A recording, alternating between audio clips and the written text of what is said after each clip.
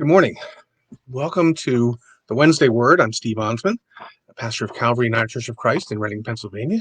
Hope you'll enjoy this. Share it. Send me a question because I'm running out of questions, so I need more. The question today is anonymously given.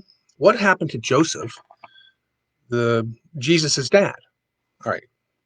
I've always thought that Joseph got the short end of the stick in the stories about Jesus, although be honest, Mary, Jesus' mother, doesn't get much either. I mean, she doesn't get a whole lot of airtime. Everything about her came, later. So here's what we know about him biblically. Joseph appears in both birth stories, but Matthew is where we read about his interaction with the angel. He's older than Mary, old enough to have a job. He has to have a job to support a family. He's a carpenter or a day laborer. We're a lot of debate about that. So he can have that family now, and she's probably 13 or 14 years old. That's just what they did. It's gross now, but that's what they did. We're told he was a righteous man, probably a kind one too, because when he finds out that Mary is pregnant and they haven't been together, he decides to put her aside quietly so that nothing bad happened. She could be killed. He's mentioned in passing in Luke in the first 3 chapters a couple of times. He's also mentioned just twice in the Gospel of John. The first is in chapter 1 when Philip tells Nathanael that they found the Messiah, and he says, "It's Jesus, son of Joseph from Nazareth." So Joseph is known. And then again in chapter 6 when he is in Capernaum and is speaking of himself. Jesus is talking about himself as the bread of heaven.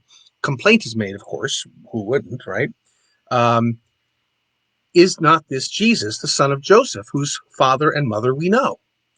How could he now say, "I have come down from heaven"? So basically, the idea of a prophet is not welcome in his own town. Well, here's, they're saying, who's this kid? We always knew him as Jesus, and now he's something. He thinks he's all that. In Mark, Jesus is described as the carpenter, the son of Mary, the brother of James and Joseph and Judas and Simon, and are not his sisters here with us? And they took offense at him.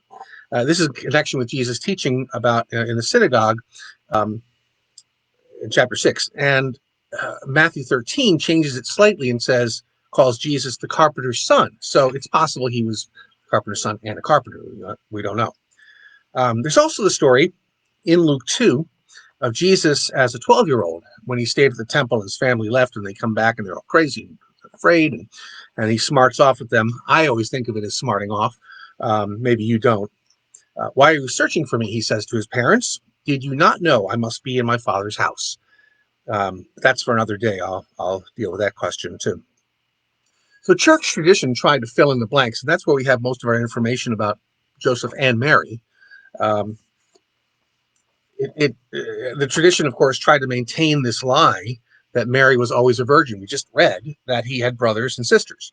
And Joseph is often depicted as an old man who was widowed, which explains why Jesus had siblings. They were step siblings. I guess they figured that an old guy like Joseph wouldn't want to have a marital relationship, physical relationship with his young wife because, he's old. We know that's silly, but that's how they sold it. The end of Matthew chapter 1 contradicts this idea. It says, "When Joseph awoke from sleep, he did as the angel of the Lord commanded him. He took Mary as his wife, but had no marital relations with her until she had borne a son and named him Jesus." So "until" is the key word. It makes an assumption that after he was born, virgin birth was no longer needed, and then they had other children. Here's an interesting fact, and I hadn't even really thought about this until I started doing a little research on this. Joseph is never recorded as saying a word in the Bible. He never says anything. Mary has this really long conversation with the angel in Luke, but in Matthew, he just has the dream, gets told what to do, and acts. Interesting.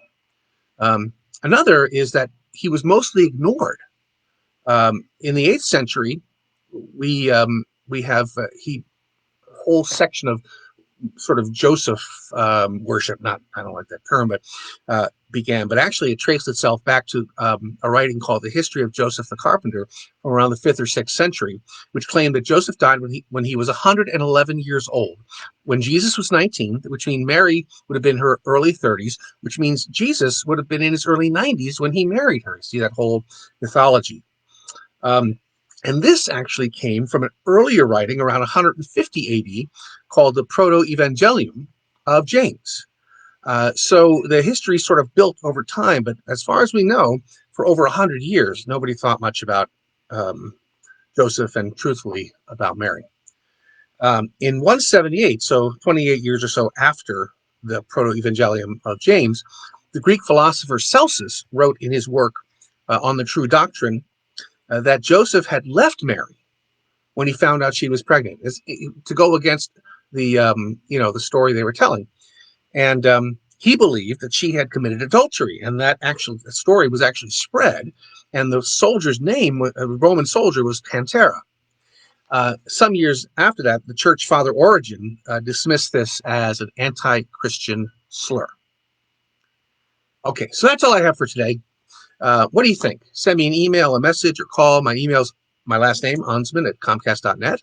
I'm always looking for more questions to grapple with. I'm running out, and this pandemic is going way longer than we thought it would. Just send them to me, and I will do one on a Wednesday word. Stay safe out there. Wear your mask. Wash your hands. Keep your distance. And I hope to see you sometime soon. Have a great week.